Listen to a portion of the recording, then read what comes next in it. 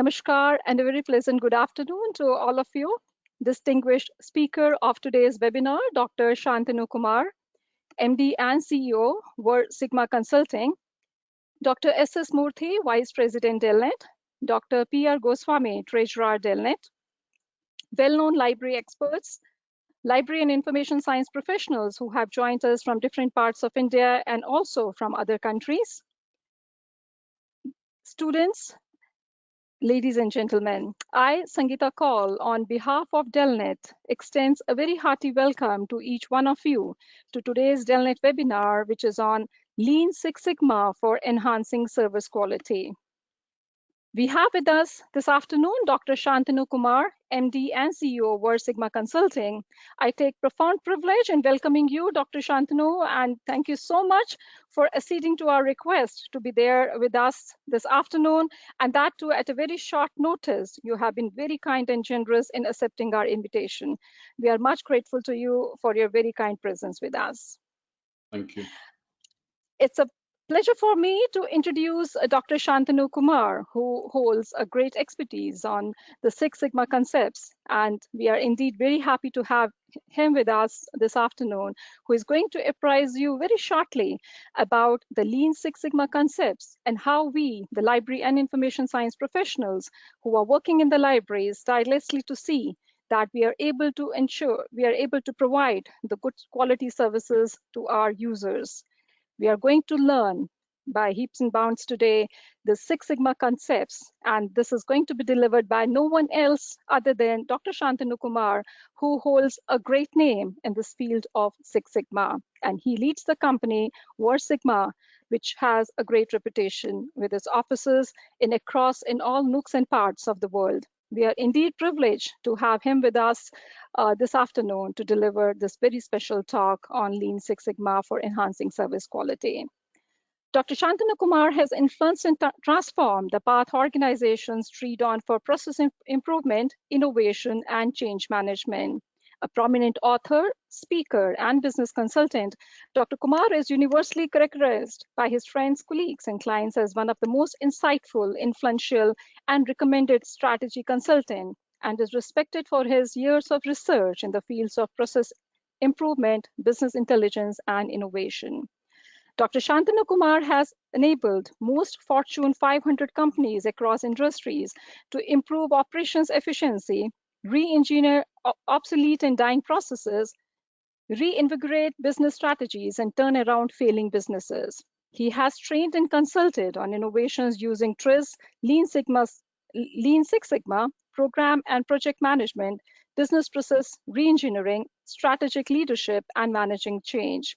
He has trained more than 10,000 professionals on Lean Six Sigma, innovation, structured decision-making, and business process reengineering across industries, and touched many more lives in other leadership workshops.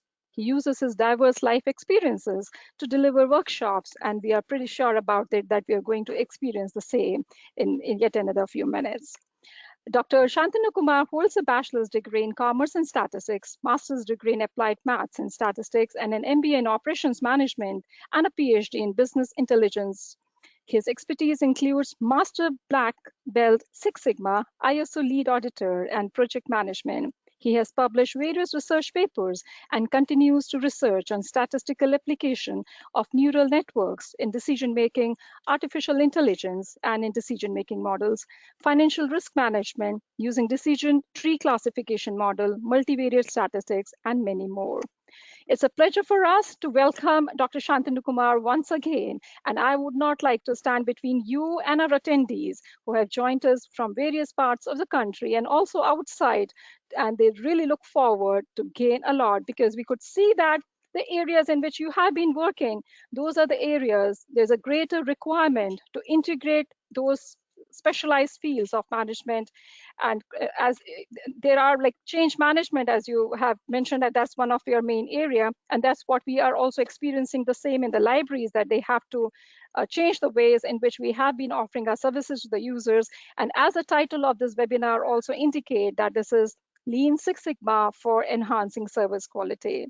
Profound privilege for me to request Dr. Shantanu to you to kindly take the session forward. It's over to you. Thank you so much. Thank you very much for the kind introduction. It is overwhelming. Thank you, DELNET. Thank you, Dr. Call, distinguished members and participants. I am really delighted to be amongst all of you today to share my experiences, especially in Lean Six Sigma implementation across industries. However, the idea for today's session is not to inflict a long speech. I know 45 minutes to an hour listening to somebody, that's boring. So what I would do is I will only talk about the basic construct of Lean Six Sigma as a framework. The idea is to know the questions on your mind, and then we engage in an interaction where I can take your questions. Now, for today, what I want to look at is that at the end of this session, you should know answers to three questions. What is Lean Six Sigma? And I understand Lean and Six Sigma are two different methodologies put together. How can we apply or at least look at Lean Six Sigma as a management framework in any enterprise? It doesn't need to be a traditional for-profit business. It can be a not-for-profit business. It can be a library. And that's when we ask the next question. Can we apply the philosophy and principles that we learn from Lean Six Sigma in our daily lives? Can it be part of our personal activities? How do we improve our personal lives using the same philosophy? So before we get into these questions, let's understand the questions that most of you would have in your mind. That is, what is Lean Six Sigma? Is it some kind of a number, metric? Because when you Google search, you hear these numbers, 3.4 DPMO. So people start thinking it is some kind of a metric. Then when you Google search a little more, you get to see that there is some DMAIC methodology, DMADV methodology. And then some of you also may have worked with organizations who use it as a management system. And then another thing that is thrown around is y equal to fx. And it sounds like some fancy equation. So what does that mean? Another concern that a lot of participants have, that when they Google search, and the reason why I keep saying Google search is because the first thing that most people do when they hear a new term is go online and search. And unfortunately, when we take a cursory glance at Wikipedia or some article, more questions arise than answers. So the next question that a lot of people have asked, isn't it for manufacturing? Is it really for service? And are these tools not some new tools that Motorola came up with? So I want to take these questions first. So let's understand the purpose. Let's look at, if you're a customer, what are the three things you're worried about? You're worried about quality, cost, and delivery. And a lot of people keep thinking that businesses are worried about something else. They're also worried about the same three things. They're worried about quality, cost, and delivery. Lean Six Sigma helps the businesses achieve quality, cost, and delivery for their customers. And that's the purpose of Lean Six Sigma. Now, I'm not going to use presentations throughout the session. I want to first ask you a bunch of questions, and I'm not sure whether the chat window is open. If the chat window is open, I will be happy if you can share your answers. How old do you think are these tools? Less than 40 years, 40 to 100 years, greater than 100 years. So I don't know whether the attendees can answer in the chat window. If they can, that would be Yeah, great. chat window is very much enabled, Dr. Shantanu, so they can respond on that.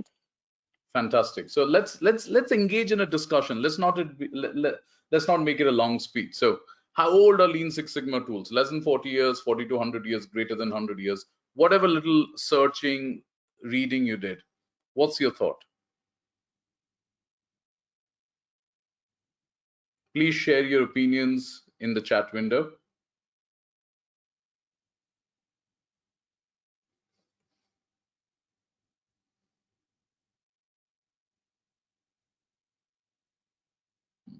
I hope they're able to see the chat window. Just allow me a moment. Started responding. Okay, I am unable to see the chat. Oh, sorry, Yeah. my error. Just let me.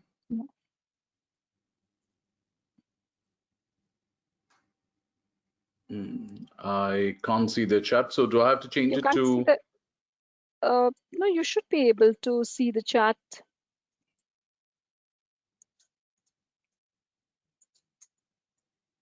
My Majority, error. okay, just to tell you, Dr. Shantanu, majority of them, we can see that they have given the option, opted for less than 40. Majority, I Less can than 40, see. yes. Okay. Less than Yeah, 40, yes. and that's pretty much the perception. The perception is that Lean Six Sigma is something that Motorola started. So the tools in Lean Six Sigma are also tools generated, developed, curated by Motorola. That isn't true. So let's talk about Six Sigma a little more. And I'm going to take you away from these PowerPoint slides, which are very boring. And I want to use a mind map. I don't know whether any of you use mind maps, but I enjoy it. So when you look at Lean Six Sigma and you talk about Six Sigma, most of the tools of Six Sigma are more than 100 years old. Now, another question that you would have is, where do these tools come from? Most of these tools are from different subjects. Primary subjects would be operations management, statistical research,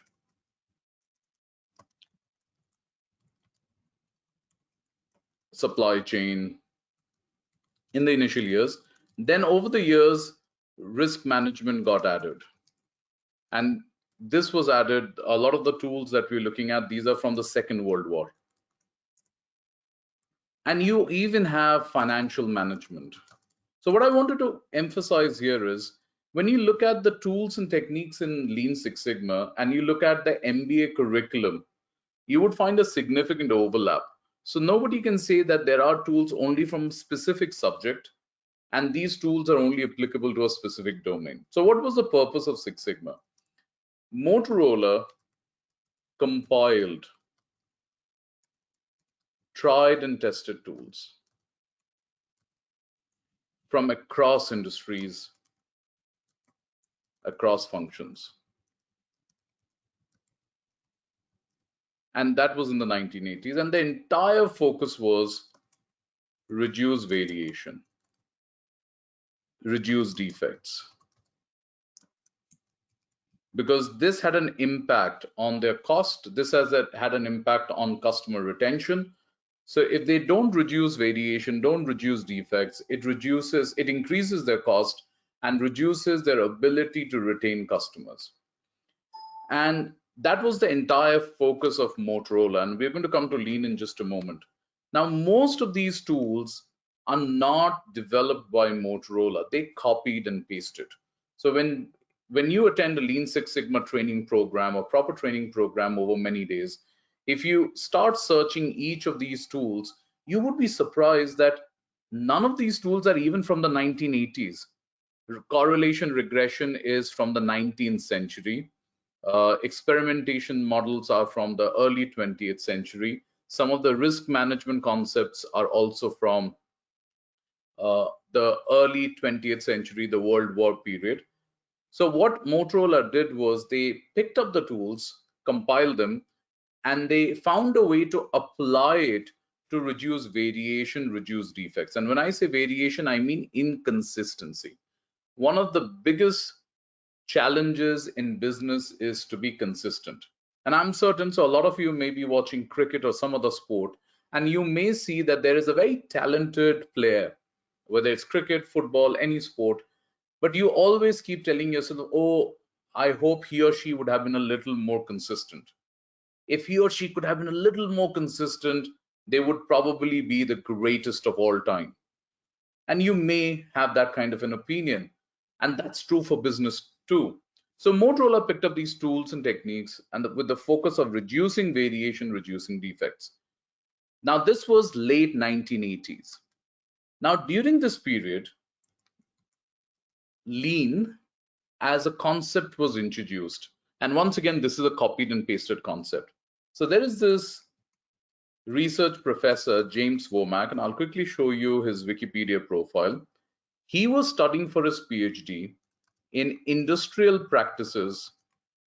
And what he did was he visited Japan, Germany, and America. Of course, he's from America, so he compared Japan, Germany with American practices. And he observed something fascinating about Japan. They could do more with less. So one of the things that he started emphasizing was do more with less. He observed that Japan could produce the same output or more consistently with better quality, day over day, week over week, month over month, in smaller factories with lesser resources. And this is a period when he started saying that American organizations carry a lot of fat. And what is fat? Fat, according to James Womack, was excess resources that we use. So instead of, let's say, a 10,000 square feet facility, if we are using 50,000 square feet facility, instead of 30 resources, we are using 70 resources. Instead of 5 machines, we are using 10 machines. And he started saying that we need to trim this fat for us to provide better value to our customers. And then there was a big discussion, value. And the discussion was it has to be defined by customer. So before I go any further, I'll quickly take you to a quick Wikipedia page. So this is the Wikipedia page of James Womack. And if you get an opportunity, you can take a look at the IMVP program. And he coined the term lean. So the term lean was coined by James Womack. The term lean is not a Japanese term. So he coined the term lean because he wanted to make American organizations leaner. He wanted to reduce fat in those enterprises. And he started his own institute, Lean Enterprise Institute. And he also worked on another book known as Learning to See.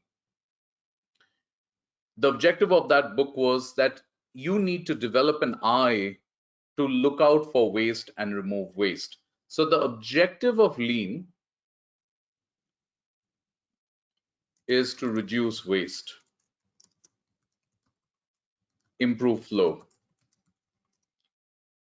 Now there's something interesting that happened in the late 90s.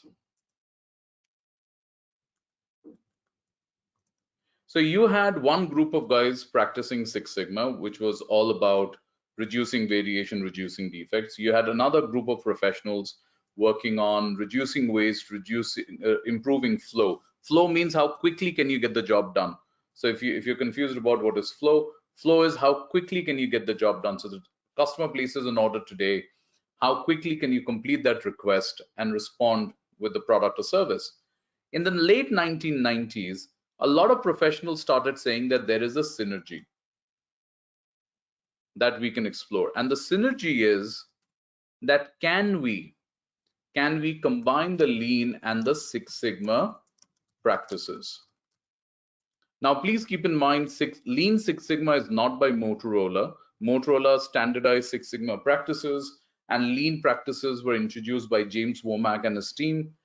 But these were the Lean Six Sigma professionals who introduced Lean Six Sigma as one methodology framework that they could apply. And their entire focus was that how do we increase revenue for an enterprise? How do we reduce waste? How do we optimize profit margins? How do we maintain quality standards? And how do we improve our processes? Now, in the last 20 years, Lean Six Sigma has evolved from the traditional definition of Lean and Six Sigma. And the best way to understand this would be to understand a framework.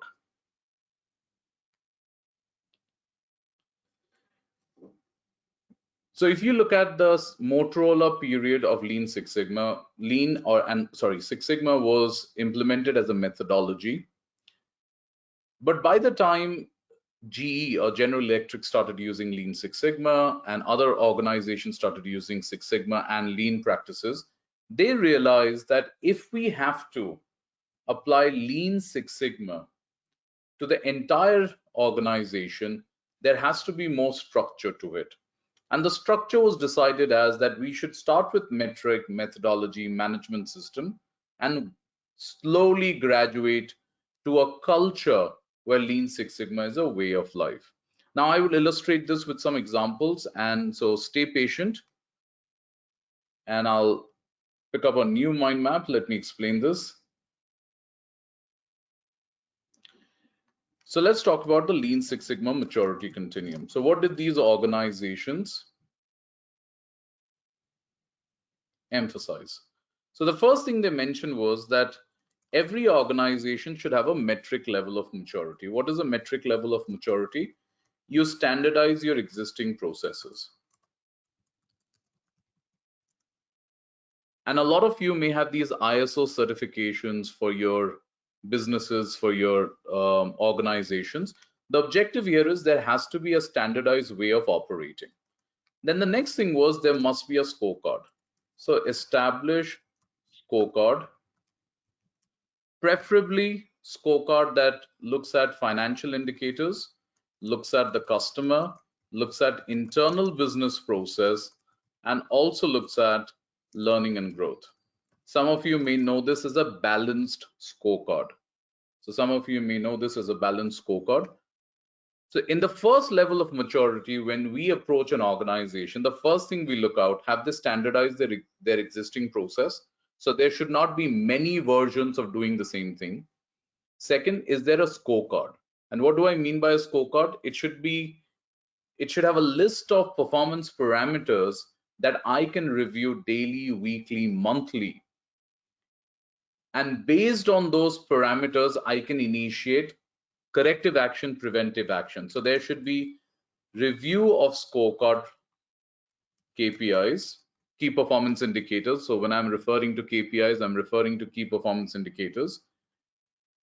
And once we review these KPIs, if there is any underperforming KPI, which is not doing a good job, so any performance indicator tells you that for this process indicator, we are not doing a good enough job. So what do?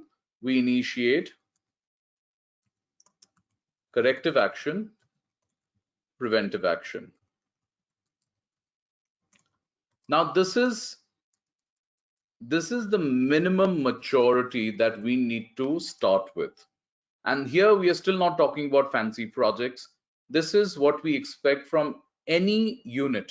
And it doesn't need to be for profit enterprises also, even for not profit. And one of the best examples of non-profit enterprise that worked with us is Rangde. And if you guys get an opportunity, you can check out Rangde's website.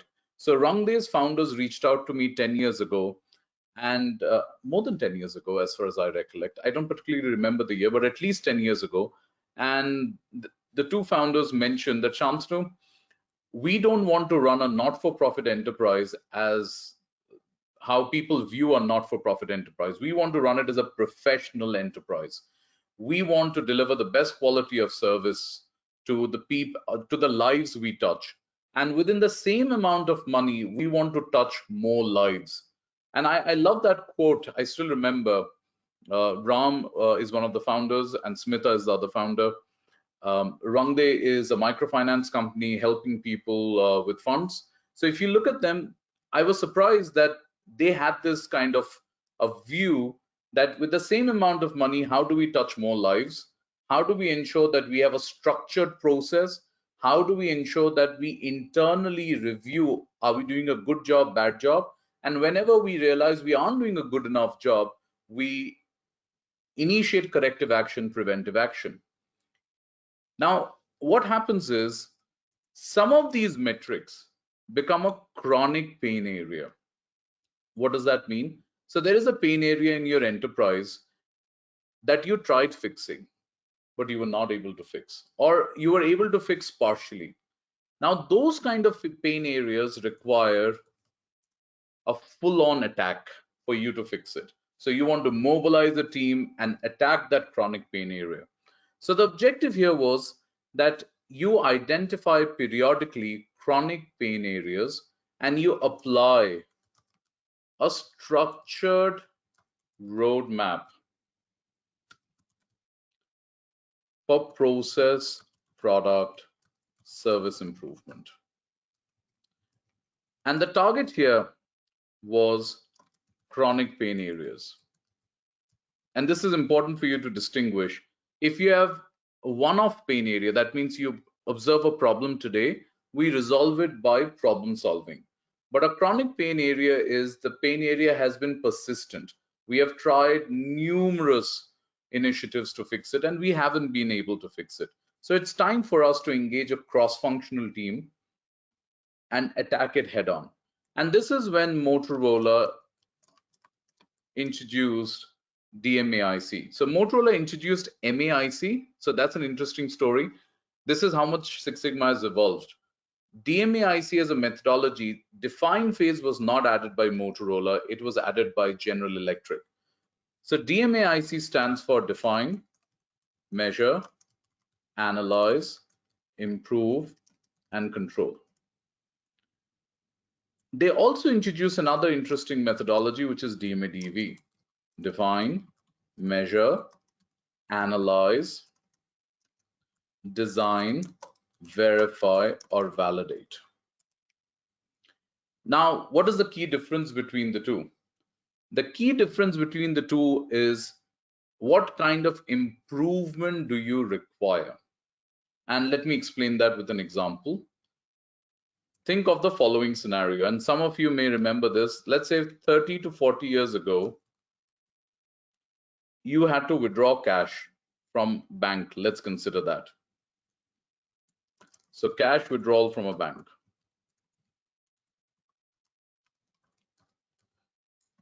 And you probably had to, there would be 5 touch points, 4 to 5 touch points. So you would first get a token, and after a token, so let me write it here. So you will get a token, then maybe a passbook update, then you would share a check that you would, or any instrument to withdraw cash. Then they will sign off on the check, then you get another token, then you go to the teller and the teller gives you the cash. So these are 4 to 5 touch points. Now, when we look at improvement for this kind of a scenario, there are 2 ways you can look at improvement in this scenario. One way is that you say from 5 touch points, can we reduce it to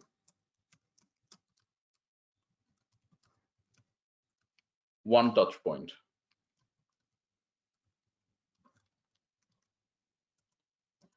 Another way of looking at it is, why do we need a bank?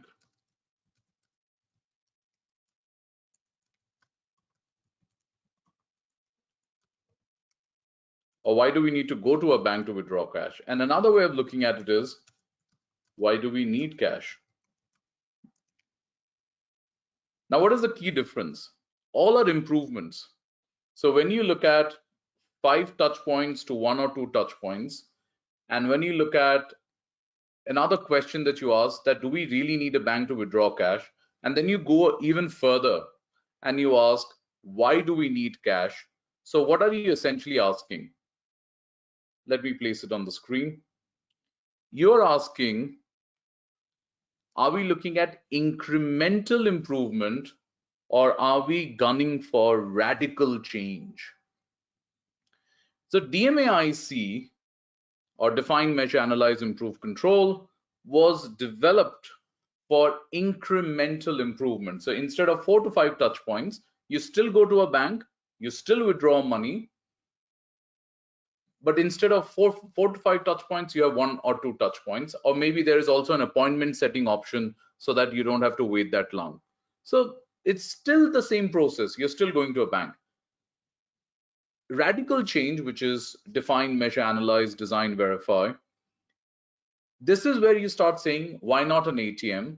Why not a grocery store as an ATM? So some of you may remember that we have used grocery stores in our countries now during the post the demonetization period as ATMs for less than 2,000 rupees. And why not think of digital wallets? Why do we need cash at all? So when you look at the second level of maturity, as methodology, the discussion here is very simple. The discussion is that the organization has to look at the chronic pain area and ask, do we need incremental improvement or do we need radical change? So they choose between DMA-IC and DMA-DV. DMA-IC, define, measure, analyze, improve, and control. The critical difference here is design. So we are looking at a new way of operating. Now, these are to solve chronic pain areas. Now comes the next question. The next question is, if I want to run my business using the same principles of Lean Six Sigma, what should I do? What I need is a management system, which you may call as a framework. So this framework becomes the guiding principle of running a business. And in this, you ask only 5 questions. What should we improve? What is our current performance and gap? What are the factors responsible for gap? How do we bridge these gaps? And how do we sustain improved performance?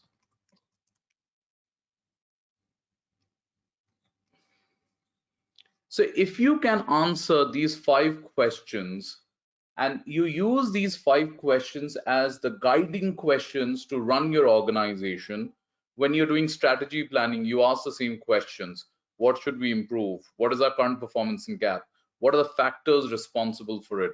How do we bridge these gaps? How do we sustain improved performance?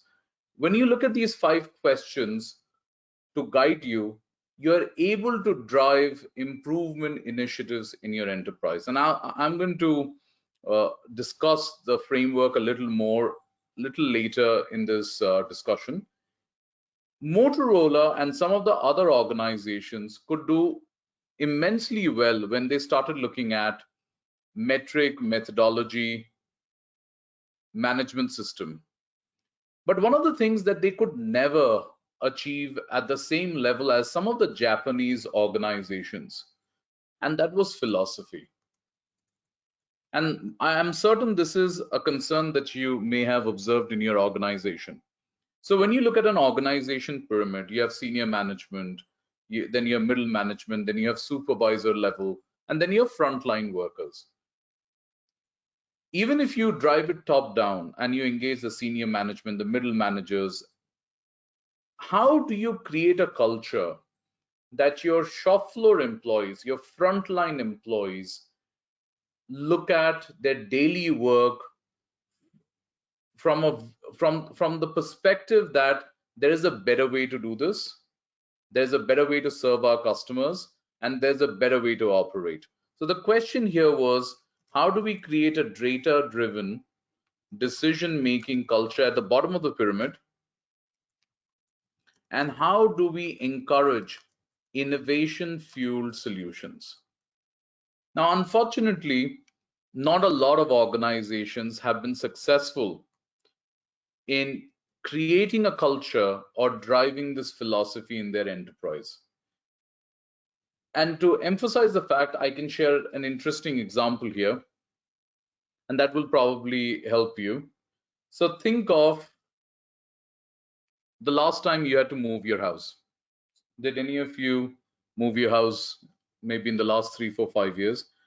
What are the issues or worries that you had when you were moving your house? What is it that concerned you the most? Please share your answers in the chat window. So you were moving your house, you hired a movers and packers. What were the things that concerned you the most?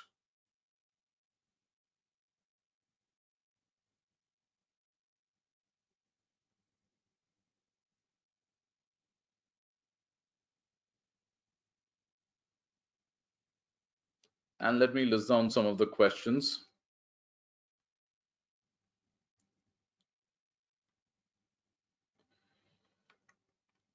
So most people are concerned about some of the following issues. And I'm certain some of you have also faced these issues when you moved last time to another house. They didn't carry enough boxes,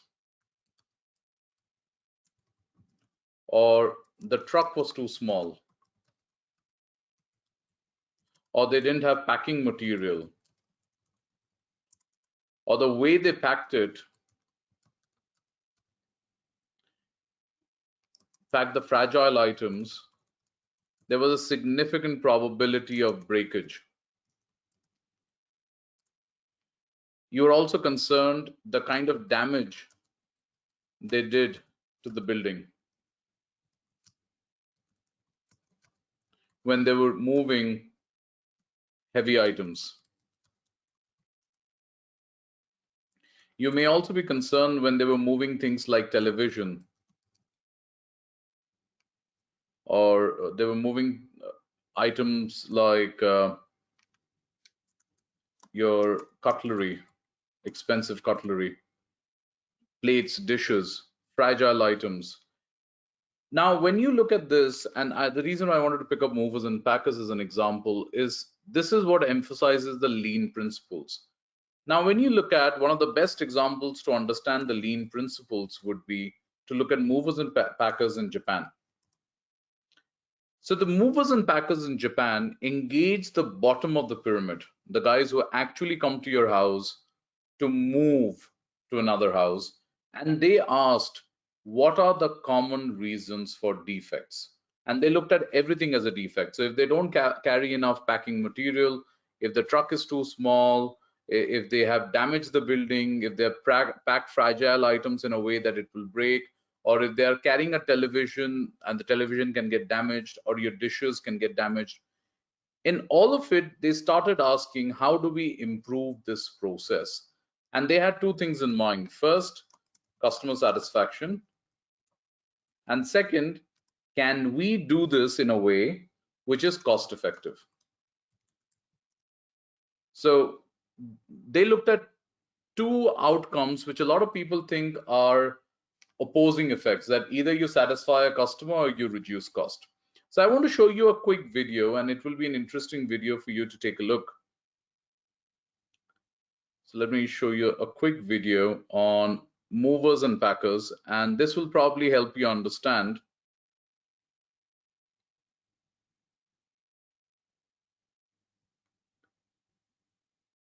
the basic improvements they did. So one of the first things they did here was when they captured the requirement, they clicked pictures of your house to see what are the items, and then logged all the items in a database. That's what you see here.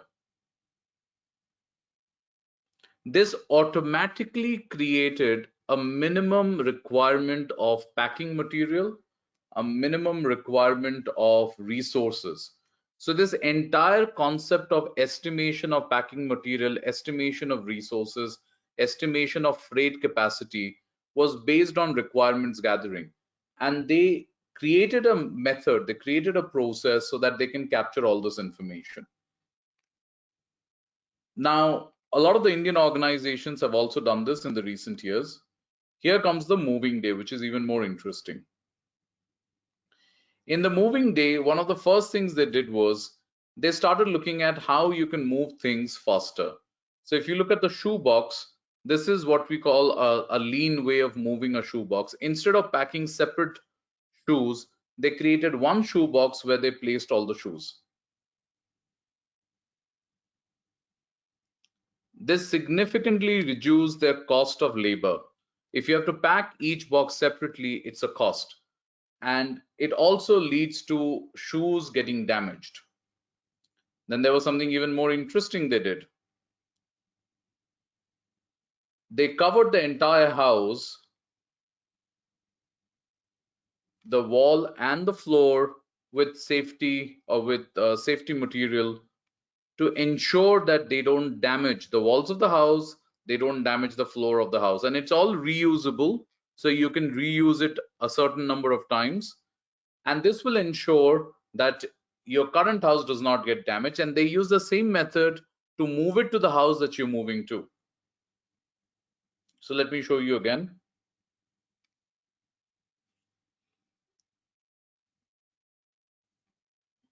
So this is protective material to cover the walls, to cover the floors.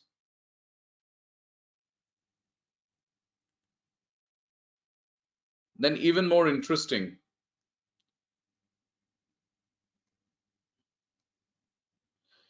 when they were packing items from any cupboard, what they did was they created an index so that they know what is placed where. So if there are 4 drawers or 5 drawers, they would create an index, and this is how organized they would become. And then they will place it and mention that this is from drawer number 5 or drawer number 4. And then there is another interesting thing they do. They use color coding for different boxes. If it's a fragile box, it's a different color. If it's not a fragile box, it's a different color. And these are very simple principles. We're not even looking at something which is too complex. And I wanted to pick up something which is very simple in how you can apply this in your daily lives. Now, even when they have to move something as heavy and this like this, they created a tool to do so. So take a look.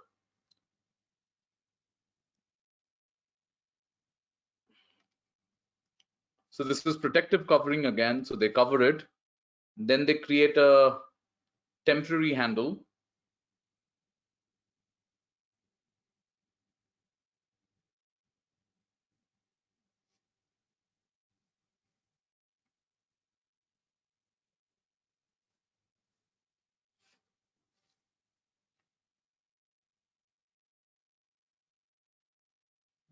And this makes it easier to move. So this is a red tape for fragile item. Then they also created another method for quickly packing dishes. So this is for the television. So this is a television box that they use. One person can carry up to 43-inch televisions. There is no issue with it, and it stays safe. It reduces the requirement of resources because you don't need 2 people to move one television. You can just use one.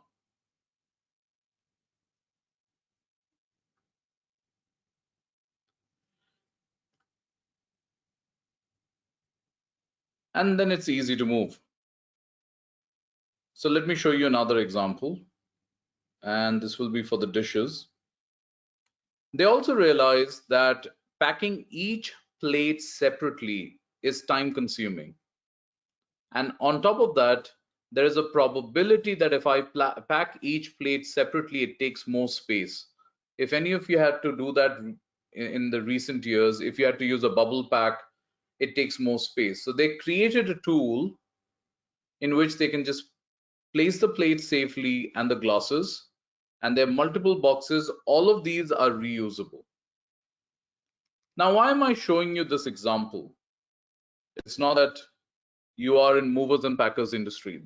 What I'm trying to help you understand here is most of these ideas were generated from bottom of the pyramid.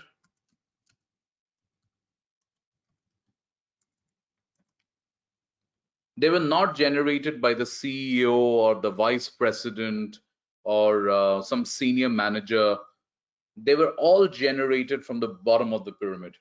And that is the philosophy they could drive. They could drive a philosophy that let's look at how many plates we have broken, so data driven. Let's look at how many televisions were broken or how many complaints we got, and then prioritize those complaints and start asking what kind of solutions we can generate. So when you look at Lean Six Sigma in your organization, this is how you can look at it.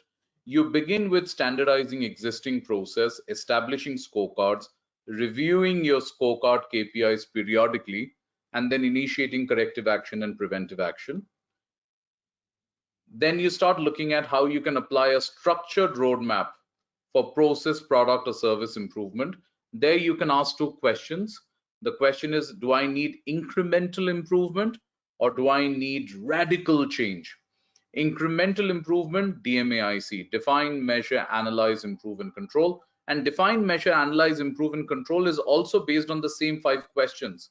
So when you look at define, you're still asking the same question. What should we improve? Measure, you're still asking the same question. What is our current performance and gap? Analyze, what are the factors responsible for gap?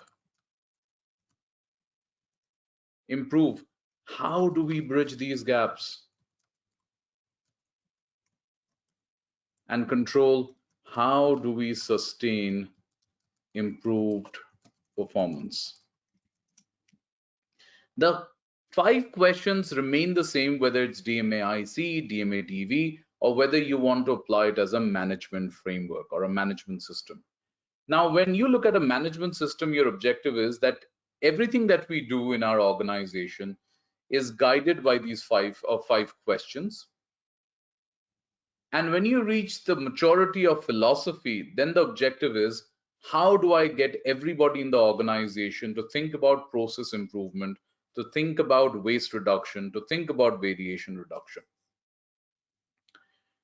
Now, before I take this any further, let me talk about problem solving as a challenge.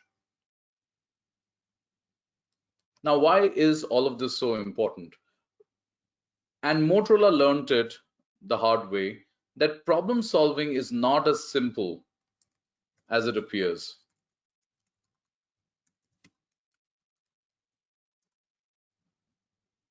It is not as simple as it appears, because most people jump to conclusions.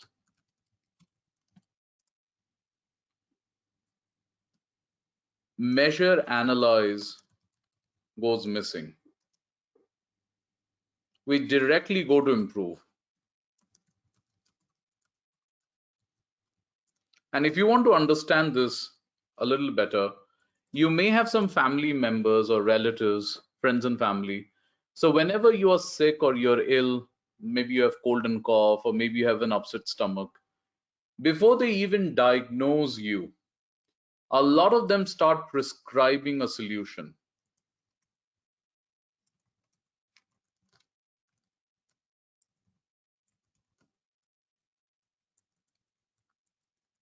And this is a big pain.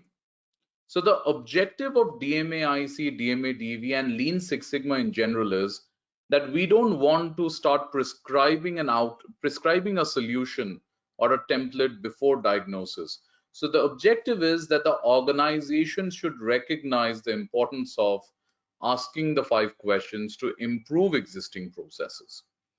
And one of the best examples of this that we have seen in India, and we have benefited from it in India, is somebody like Ramila Ben.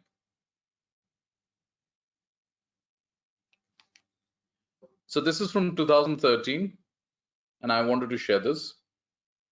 2012, I thought it was 2013, so I apologize. I think that is livable income. Now, before you start thinking, oh, she may have too many cows, no, she spent a lot of time in Israel.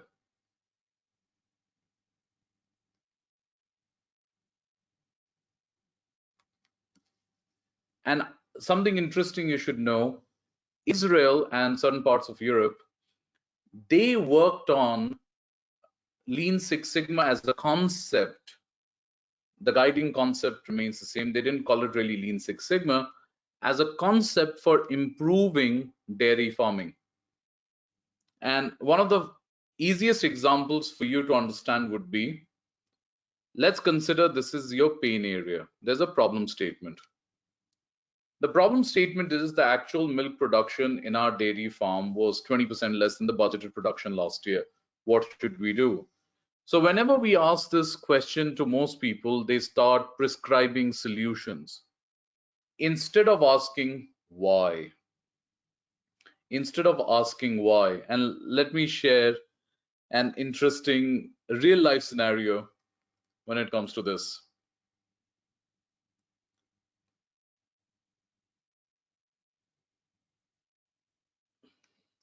So why was our production, milk production,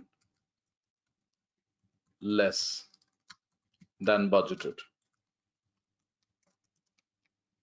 So Israel started looking at a bunch of questions. So they started asking why. One of the primary reasons that they identified was cow was sick or on medication and therefore couldn't be milked. Then they said, okay, why? Then the next answer was the cow had open wounds, some lesions, rashes, allergy, and therefore, or some kind of skin infection, and therefore on antibiotics and other medication. Then the next question was why open wounds? Because cows can scratch themselves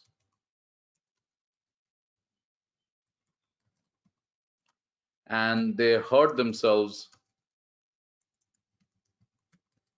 when they scratch. And another reason was cows would rest on wet floor. And when we say wet floor, it is generally their urine, and this can lead to rashes, etc.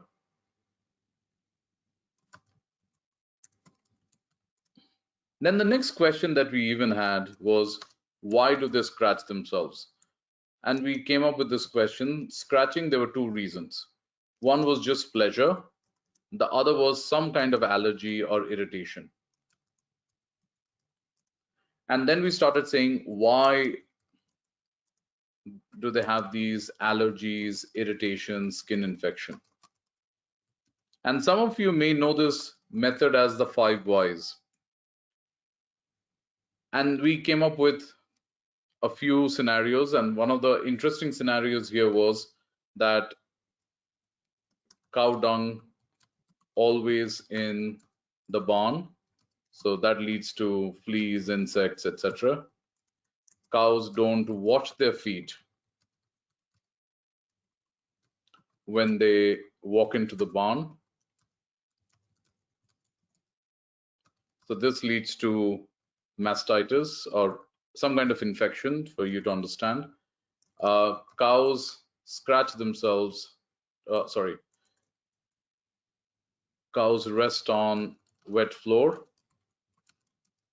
urine, that's another concern. And another thing was cows eat in a dining space contaminated by their own defecation.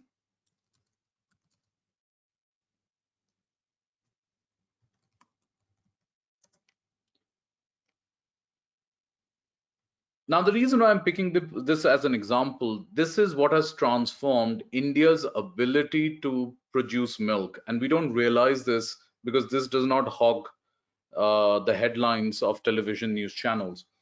Over the last 10-15 years, India has spent a lot, most Indian dairy farmers have spent a lot of time in Israel trying to understand ways to reduce waste and improve consistency. So if you ever get an opportunity, this is what you should search: Gujarat farmers, Tel Aviv.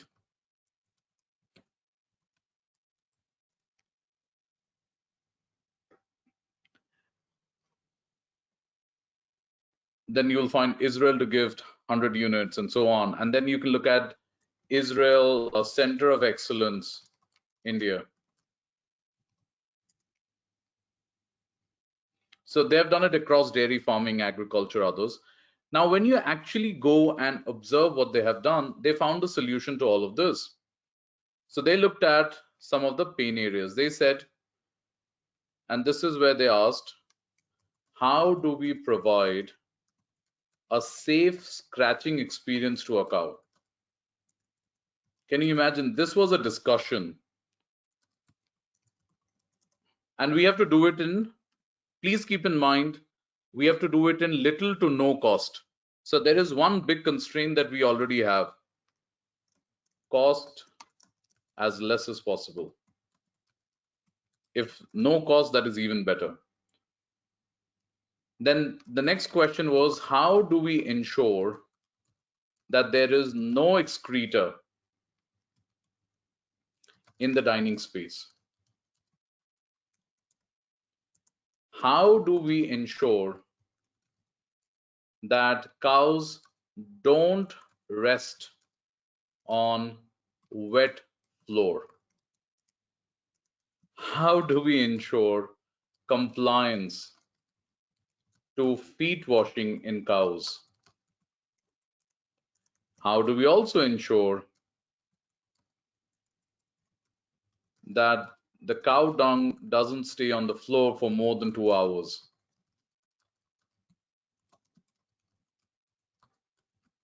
And many more questions. And let me show you some of the interesting examples. And they had to keep in mind, it is dairy farming. It is not some fancy software development. And this is where you should know, they hired a bunch of technology experts to work on technological solution and engineering solutions. So let me start with, how did they get the cows to scratch themselves? And this is something we already use in India. This is not an Indian facility, but we use the same solution in India. This is a motion sensor scratching pod for the cows. So the cows use this. This is a significantly safer way for them to scratch themselves instead of scratching against sharp objects.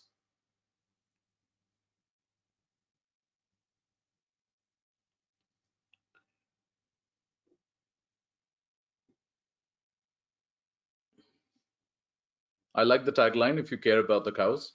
Then there was something even more interesting they did. They changed the they changed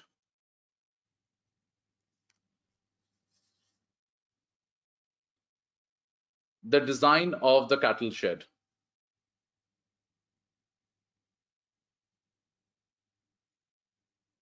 Now, if you look at the design of the cattle shed, you would find that they have sand beds, and it's a elevated sand bed with slatted floors. The objective was that the cow will now not have to rest on a wet floor, and they use slatted floors so that the floors can be cleaned much faster. So there was a change in design of their resting space. Similarly, what they did was they used a barn cleaner to clean the barn, which is a simple robotic barn cleaner, nothing too fancy, and we are using barn cleaners in India too.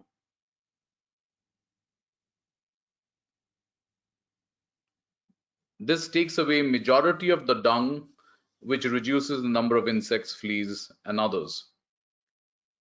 Then what else did they do? They did something even more interesting. They changed the design of the dining space so that the cows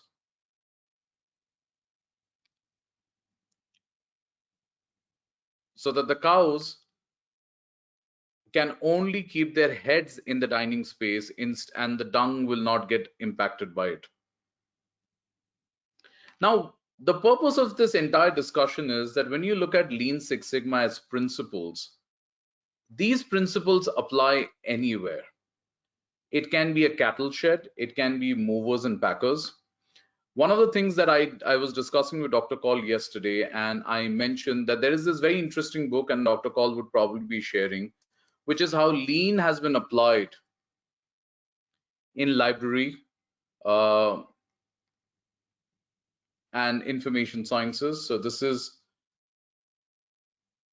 lean for librarians in theory and practice. Some very interesting case studies. I've requested Dr. Kaul to see the feasibility if this can be shared with all of you.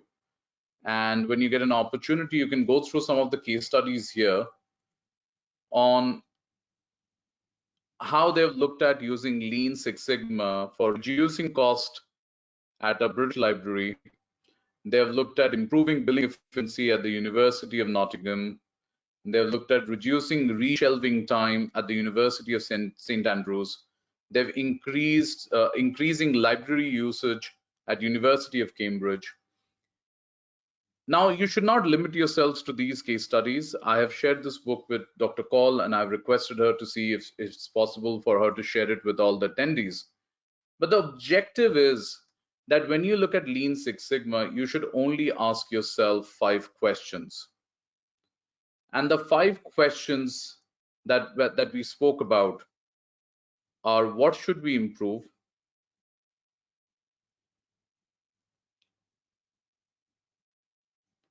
What is our current performance and gap? What are the factors responsible for gap? How do we bridge these gaps, and how do we sustain improved performance?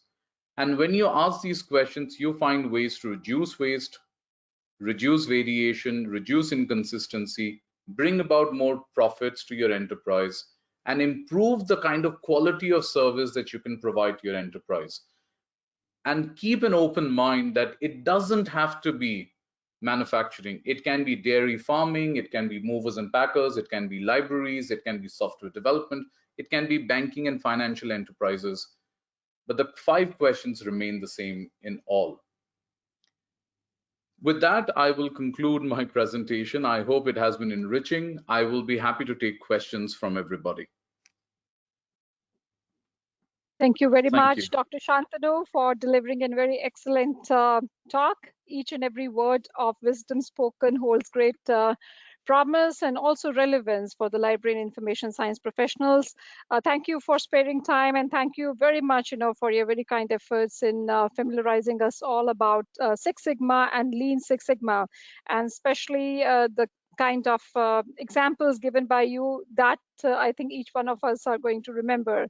We would like to make the best use of our ability, and hence, I'm making the floor open for questions. We have fairly a good number of participants in this discussion who have joined us from various parts of the country and also from outside. We are making the floor open for taking the questions. Would like to request our attendees, if you may like to pose a question to our distinguished speaker, Dr. Shantanu, please kindly raise your digital hand and we'll be very happy to give you an audio control. We could see that we have a question coming in from Dr. Kiran R. From Dr. Kiran from Bangalore, from Oxford Dental, from Dr. Rangeshri Dental College. Dr. Kiran, I have unmuted you, requesting you to please unmute yourself and you can ask the question. Dr. Kiran R. Dr. Kiran, could you please unmute yourself and ask the question? Dr. Kiran? Good afternoon, madam. Yes, Hello, please good kindly go afternoon, ahead. madam. Introduce I yourself had and some ask the question. Yeah. in between the session. I had some this thing clarifications. I cleared, madam. When Sari was explaining, I remember Okay, clarified fine. that Thank doubt. you. Thank you. Thank you Thank you, very madam. much. Thank you. Thank you very much, Dr. Kiran. We have Dr. Usha Munshi, the Chief Librarian from India International Center, New Delhi. And I have unmuted you, Dr. Munshi. Can I request you to please unmute yourself and ask your question? Okay. Yeah. Yes, hi. Thank you very much, Dr. Shantanu, for such a a complex issue but a simple solution by you. That's how I put it. What I was wondering is whether it is possible to measure the service quality of a service industry organization with the Six Sigma, Lean Six Sigma. Thank you so much for your kind words. Absolutely. So if you look at majority of our clients today, and this is the change that has happened. If you look at even the VAR Sigma client list, I would say 80 to 90% of the VAR Sigma client list today are non-manufacturing enterprises. And that's the reason we have moved away from the traditional definition of Lean Six Sigma. You can still have measurable parameters. Of course, it may not be in kilograms, liters, meters, so you may not have those dimensions, but you can always look at ratings, you can look at turnaround time. So these can be some good measurable parameters: occupancy percentage, utilization percentage.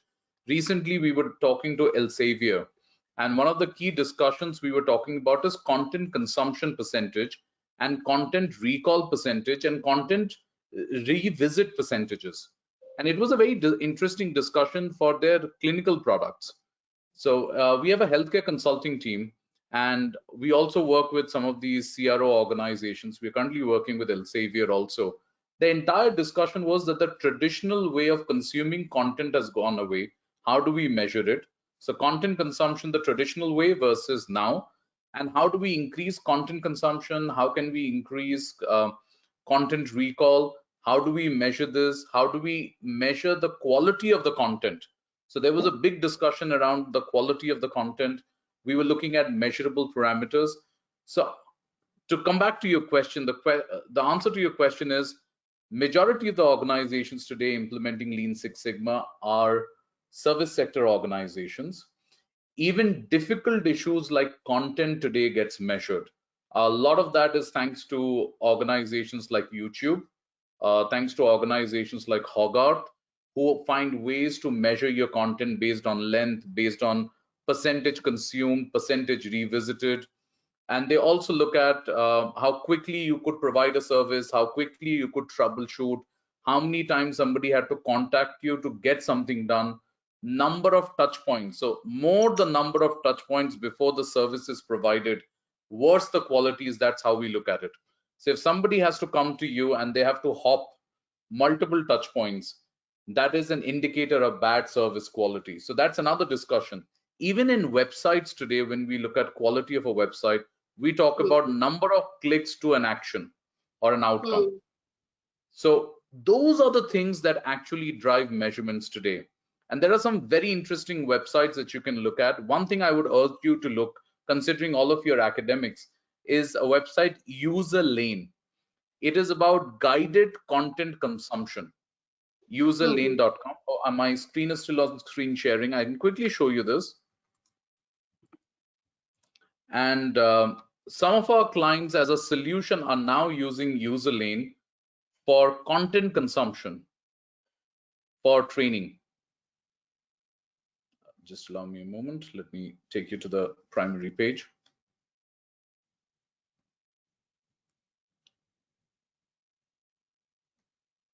So this is launch content faster. So if you take a look at this, just allow me a moment. So experience the Userlane content creation engine interactive step by step.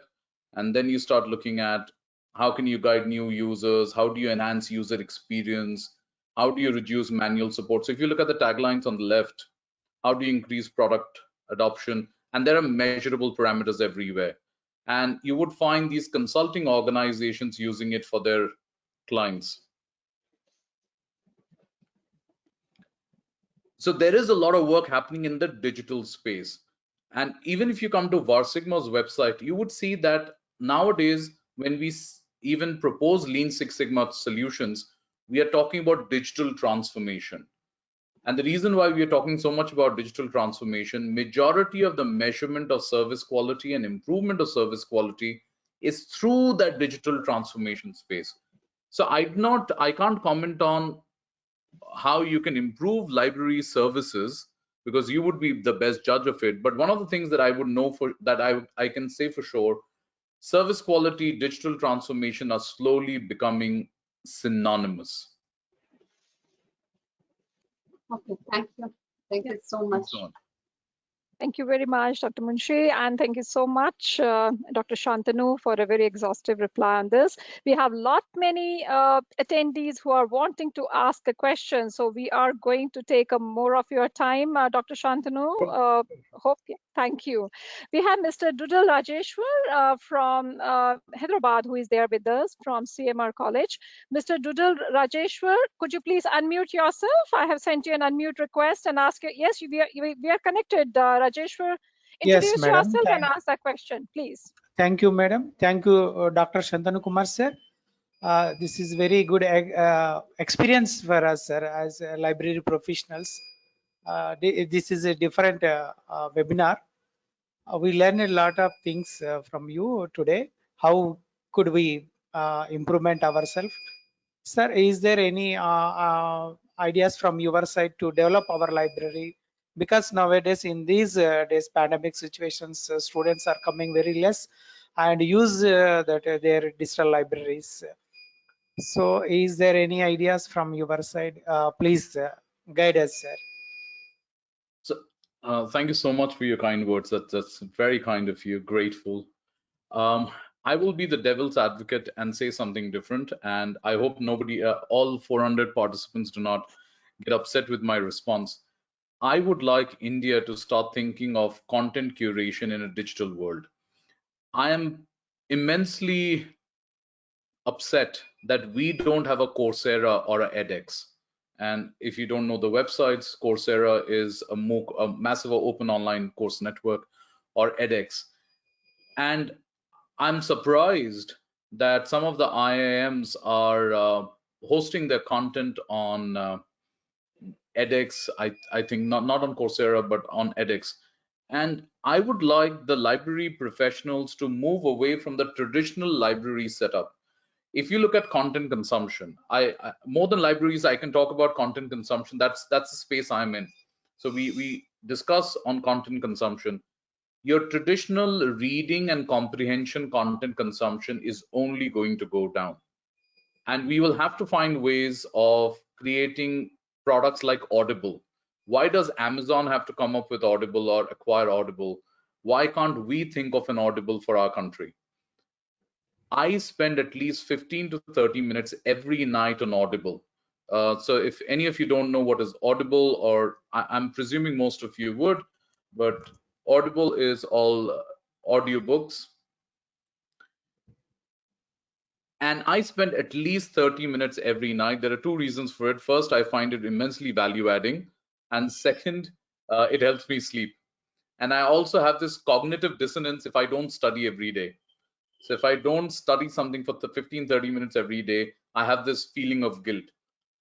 If we can slowly move towards products like Audible within universities, so what my recommendation would be, the critical topics, you can move to audio content and start sharing more podcast.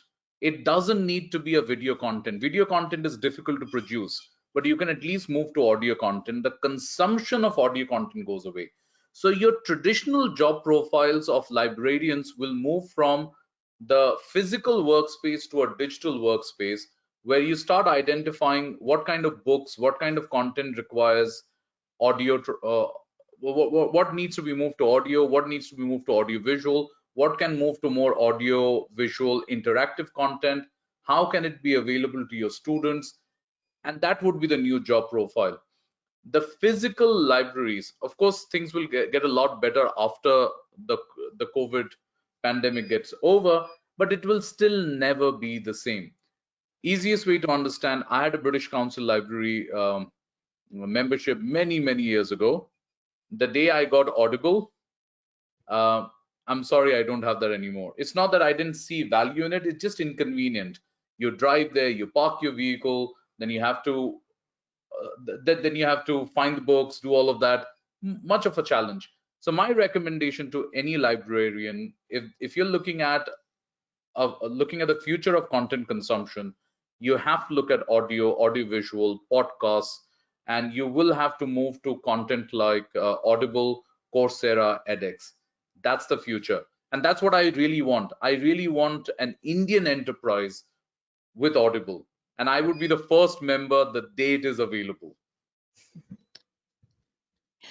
Okay, sir. Thank you Thank you very so much, much, sir. Mr. Rajeshwar and Dr. Shantanu. You will be very pleased to know about it, as you're already aware that DELNET, we network around 7,000 institutions, academic, R&D bodies, all different kind of institutions.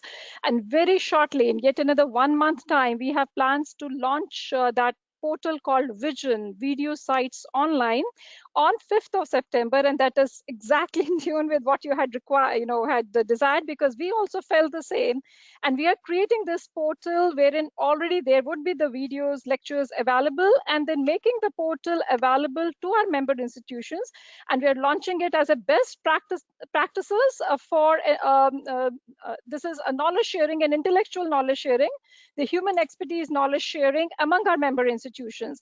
And the portal will be available wherein they can upload, an individual institution can upload the lectures, any kind of a talk. It can be an audio. We also felt the same thing, that it's sometimes there are institutions, we are from the low bandwidth areas, they come and they're not able to see the videos. But if we can have an audio content available, which they can hook up through even their mobile devices on all their systems from varied bandwidths, even if they are coming in. So we are working already on that. We are creating that very major big portal, and we would have you as a special guest when we launch that. So do please block 5th of September, because we have plans to launch it on that day, and that would be called a DELNET Vision Portal. The video sites online, making it available to our institutions to upload their lectures, and there would be a kind of an who is who also available, because there would be experts there. So anyone wanting in a particular field, any kind of an experts, human experts available in our country, they would be able to use that resource. And so that's our contribution that we are trying to make for the country. So I Excellent was news. You wanting. probably the best news I've heard today in a while. Thank you very much. And you need to block 5th of September, because you would be the special guest, on that day. And we would mention it also Sure, that you desired it also, and you expressed the need, and we are already working on that. So thank you sure, so sure. very Absolutely. much. We can see that couple of more of our attendees who may like to ask the question. We have Dr. N.C. Ghatak, who has joined us from West Bengal, and he may like to ask a question to you. Dr. Ghatak, I have unmuted you. Please unmute yourself and you may ask the question. Dr. N.C. Ghatak, Dr. Ghatak, could you please unmute yourself quickly? I think he's not able to do that. So let me just move to our next attendee. Mr. Manish Kumar may like to ask a question. Mr. Manish, I have unmuted you. Please unmute yourself and quickly ask the question. Mr. Manish, could you please ask the question? I'm just quickly, because we know that we are taking a lot much of your time. Mr. Ravi A. Mr. Ravi, could you please unmute yourself and ask the question? Mr. Ravi A. Mr. Ravi, could you please unmute yourself? Ravi A, I have unmuted you.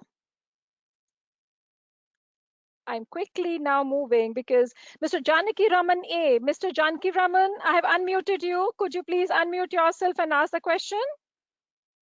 Mr. Janaki Raman. Aishwarya Shirvastav. Aishwarya, could you please unmute Hi, yourself? Good good evening, Yes, afternoon. Dr. Aishwarya. Smita ma'am. Good evening, Yes. Dr. Smita ma'am, and good evening, Dr. Shantanu sir.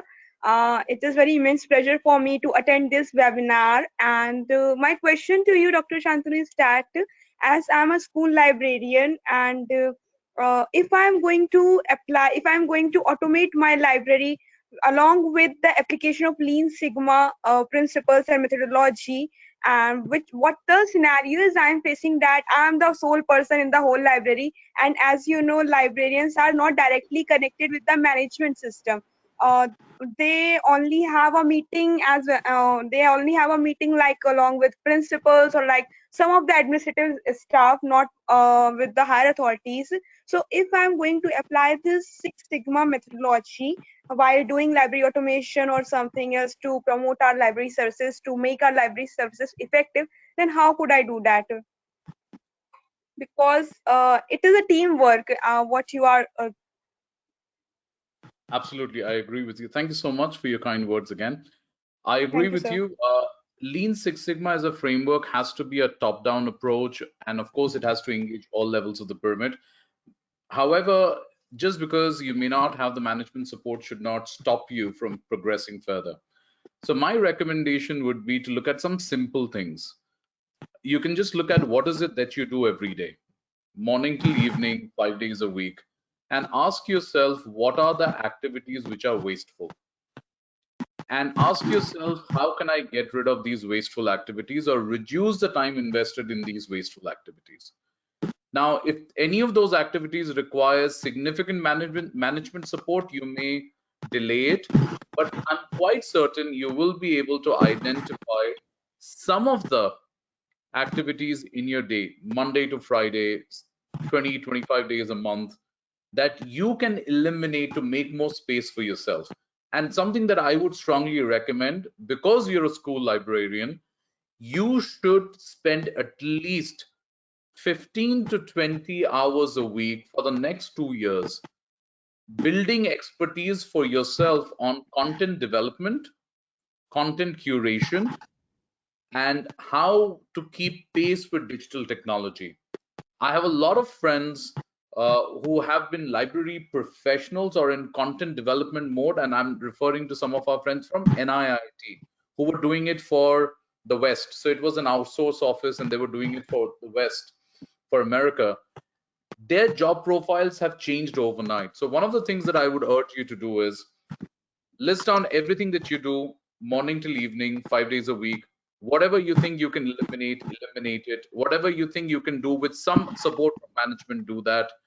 And then spend some time learning some of the new tools and techniques on content curation, content development, and digital transformation. I understand that you may not be able to automate the entire process because you may need support from IT, you may need support from different departments.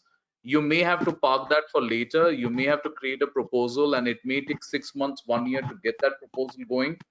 But nobody is stopping you today from making your day lighter by eliminating wasteful activities. So that would be my recommendation. Thank you very much, Dr. Shantanu, Ah, for a very, very inspiring reply to the question posed by Aishwarya. Thank you. We Good have Mrs. afternoon, Dr. Shantanu. This is Dr. Janaki Raman from Andhra Pradesh. My question is, how can we use the Lean Six Sigma tool in order to improve the library services in the university library system? And also, what is the critical process when applying this tool into the university library system?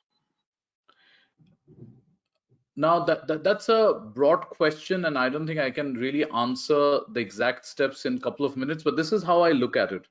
Why does a library exist? The library, and you have to ask yourself, what's the mission and vision of any library? You want to serve content, you want to build skills for your not really the customers, in your case the students who are your customers. Now the question is, you have to ask yourself, what are the pain areas? Are we getting enough students in the libraries? Are we getting students to consume content? Are we able to provide the content that the student wants when they want it as fast as we can? How do we ensure that the content is updated? How do we ensure that the content is relevant? A lot of these can be pain areas, which can be projects for you to work on. I can talk about some of the libraries that we have looked at from IT products perspective. So we worked with some of the IT companies, and they were building small libraries within their organization. Now these are still 10,000, 20,000 people firm, and they're in IT environment. And they did an entire project on identifying the kind of content, how to serve the content, how quickly can we serve it to them, and the entire process from content procurement development to serving the content. They revamped that entire process. So they found a way that you can even book your books on your mobile phones. You can look at availability based on when somebody else has taken a book and when is that person supposed to return. You can also request that person to return faster. A lot of it can help you improve the service quality, even if you're not doing digitization. And even right from cataloging, shelving, reshelving, if you're billing, then billing efficiencies. If somebody has to wait in a queue, it is poor service quality. If somebody has to go to multiple people, it is poor service quality. All of these will be opportunities for improvement. Now, every university library would have its own challenges. Maybe you don't have the books that you need, so how do we procure them? So those will be different questions. But this is how I would urge you to look at it. Ask yourself, what is it that the students, professors, or anybody is upset about? What is it that your team members, the librarians, your support team are upset about? And those are the pain areas that we need to address using a structured methodology. So that would be my response. Thank you very much, Dr. Shantanu, for the reply. We have Mrs. Savita Pradhan. I'm requesting my attendees, please do introduce yourself to our distinguished speaker. Savita Pradhan. Savita, could you please unmute yourself and ask the question? Mrs. Savita Pradhan, could you, yes, we are connected, Savita. Thank you so much, ma'am. And no, thanks, no question. No questions? Okay. I think sometimes it happens in the online that you, by mistake, you click to something, to an icon, and it gets reflected here. Mr. Vivekanandan K. Mr. Vivekanandan, could you please unmute yourself and ask the question? Mr. Vivekanandan K, could you please unmute yourself quickly and ask the question? Let me move to our next one, Mr. Jagdish Kale Rao. Mr. Jagdish Kale Rao, please unmute yourself, quickly ask your question. Mr. Jagdish Kale Rao. From Mr. Jagdish Kale Rao, could you please unmute yourself? Okay, let me now go to Mr. Minish. No, this is Ms. Minish Churna, who may like to ask a question. Minish Churna, could you please unmute yourself and ask the question? I'm just going to take another 2-3 minutes, not more than that. Minish Churna. Minish Churna, could you please? No, not able to do it. Ashwini Kumar Chaudhary. Mr. Ashwini Kumar Chaudhary, could you please unmute? Yes, Ashwini, you are connected. Introduce yourself and quickly ask the question. Mr. Ashwini, you are connected. Please kindly ask your question. This is last time I'm requesting you, Mr. Ashwini, to, I think he's having a difficulty. We have Dr. Pradeep Das, who may like to ask a question. Dr. Pradeep Das, please unmute yourself. Yes, you are connected, Dr. Pradeep. Dr. Pradeep, you may kindly ask your question. You are connected right now. Dr. Pradeep, you are connected right now. Please speak and ask your question. I'm sorry, it's No worries. seems to be, yeah. We have Shali Jan, who may like to ask a question. Shali, could you please unmute yourself? Shali Jan, please click to the this. I think not able to do it. Shali, could you please unmute yourself to ask your question?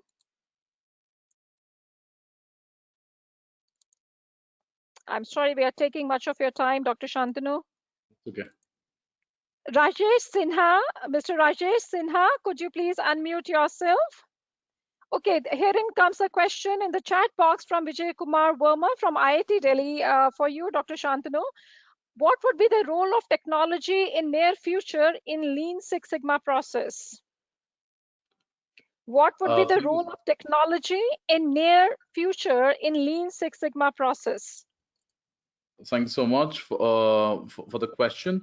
And as I mentioned earlier, that in the last 5 to 10 years, digital transformation, whenever we talk about digital transformation, we are talking about technology. The entire Lean Six Sigma as a framework, when we look at solutions, if you recollect, we asked, there were 5 questions. The 5th question is, how do we bridge these gaps? In the last 10 years, when we talk about how do we bridge these gaps and we generate solutions, our dependence on technology has significantly increased. But at the same point in time, we still need the intelligence, the intellect of humans to know what kind of technology to use and where do we look at technology for rule-based activities and where do we use humans for cognitive functioning. So there is already a lot of discussion on even on automation, that how intelligent can an automation be? Where do we have a handoff between a human and technology? But answering his questions directly, another 5 to 10 years, if you're not comfortable with technology, if you're not comfortable with digital transformation, you can't be a Lean Six Sigma professional either. So a lot of the traditional Lean Six Sigma professionals today find it difficult to drive improvement initiatives in some of the organizations because they probably are still in the manual mode. A lot of that has changed and technology drives majority of these improvement initiatives, and its dependence is going to only increase. Thank you very much, Dr. Shantanu. We have yet another one question from Mrs. Sheetal Deshpande, the librarian at Dinanath Mangeshkar Hospital and Research Center from Pune. And her question is, how beneficial is KYC prior to implementing Lean Six Sigma at a library? So How I guess beneficial is KYC? I think she means know your customer. Is that the Exactly. Yes. Prior to implementing Lean Six Sigma. So whenever we talk about any Lean Six Sigma implementation, we talk about the maturity continuum. You may not be applying Lean Six Sigma tools directly until you reach the stage of metric maturity. That means you have standardized processes, you have a scorecard, and you have a process of reviewing scorecards periodically and then looking at some kind of a project.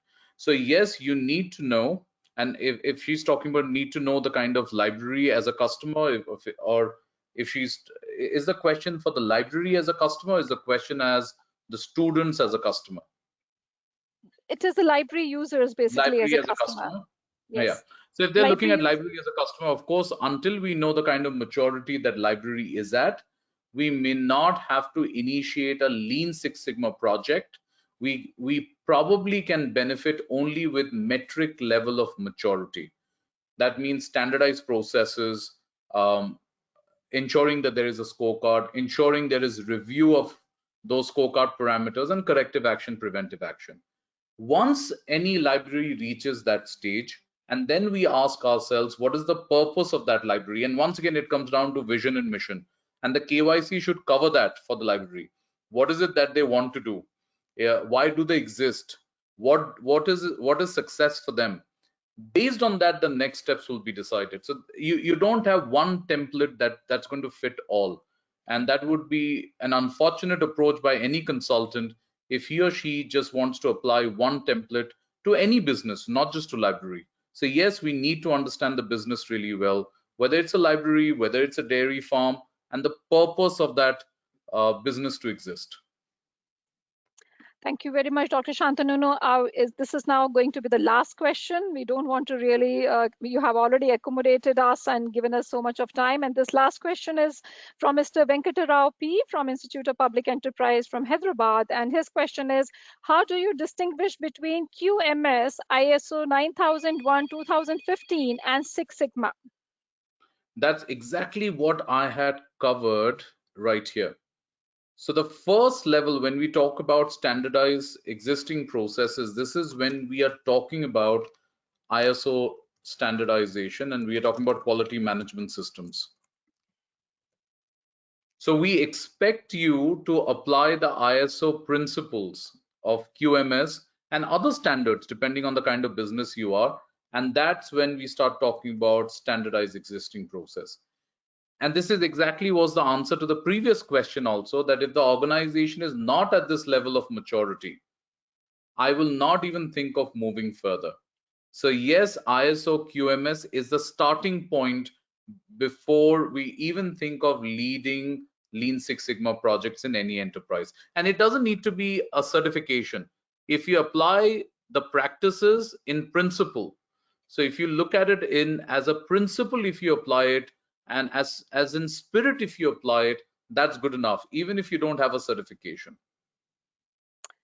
Thank you very much, Dr. Shantanu. And with this, we have towards the closure of the program. We are much indeed grateful to you, Dr. Shantanu, for delivering one of our most enlightening talk, which has definitely created much of interest.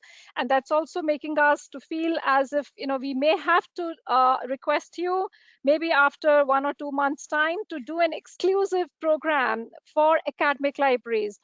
Six Sigma implementation in the academic environment, in the academic institutions, because we know for sure ourselves that we didn't give you even 24 hours for this presentation, and you have been really so kind in acceding to our request to reschedule your own engagements and to be there with us this afternoon, because we have been into the most challenging kind of times, and you came to our rescue and helped us with such a wonderful talk, which has created, and as we could see, not many of our professionals, there are so many other questions which are still there in the chat box, but because of paucity of time, we are not in a position to take them. We just want to also thank you very much for sharing the copy of the book that we are going to send it across to all our attendees. Thank you very much for your wonderful expertise that we hold. And I can assure you from DELNET that we would also like to go for a Six Sigma implementation, the Lean Six Sigma implementation for DELNET processes. So as I was discussing with you yesterday, that this looks to be that yes, we are going to have many more collaborations. And after this wonderful presentation and the wonderful work that you and your entire team is doing, we really would like to take the things forward and to see to it how we can refine the processes in our libraries, because all of us would like to see to it that we are in a position to bring that kind of a change, what we really desire to do. And we know that you are going to give us and offer your splendid and stupendous support that you have already done, and your expertise would really help us a lot. So once again, on behalf of DELNET, a warm sincere thanks, and each one of our attendee of this program, we are indeed much grateful to you. I'm also much grateful to our wonderful colleague that I have come across at Sigma, who was instrumental in getting us connected with Dr. Shantanu Kumar and Megha, Mrs. Megha. I would like to take this opportunity, and Dr. Shantanu, do convey on our behalf a very warm, sincere thanks to her. And as you have rightly said, this is all a teamwork, and I was able to notice it when I made a frantic phone call because we had the speaker who was scheduled to deliver this talk, and his regret just at not giving us much time to think about, and you came to our real help, and that too delivering such a you are the one who really holds the great expertise in this field, and we were able to do so. Megha was the one who made it possible for us, so I would like to take this opportunity to thank her in person and also on behalf of DELNET. Thank you very much, Megha. Without your timely help, that too in the very awkward hours, it's because of her that we have been able to reach out. So that strong values that we talk about, we are able to notice it. That's very much evident in everyone at Sigma. So thank you very much, Dr. Shantanu. I'm also much grateful to each one of our attendee who not only each one of you just participated, but very much active and an engaging audience that all of you have been. So many thanks for being there with us this afternoon. And this has definitely opened up, as we could see from the conversations, from the discussions. This is something that we would like to take it forward. So we have today made a beginning with Dr. Shantanu Kumar and with his entire setup of Sigma. And we can assure you that in the days to come, we would really like to seek your expertise, especially for seeing to it that how libraries, what are the kind of new things that they can think about, and standardizing it with the state-of-the-art protocols which are in place. And we would be very happy to have collaborations done with Sigma to see to it that we can do something for our library sector. So thank you very much. And I would also like to thank my own colleagues, Mr. Kushal Goswami, who was coordinating it technically this webinar, and also Mrs. Ranjana for making it possible for us to have this webinar. So once again, Dr. Shantanu, we can't really thank you enough. You have been, it was surely a great honor and a pleasure to have you with us in this webinar. And we really look forward to having many more opportunities. And DELNET would also like to approach Sigma and to see to it that how we can bring in and implement maybe as a case study. We can start off with DELNET, which the libraries can consider it as a model wherein they can think about replicating the same in their own institutions too at the same time.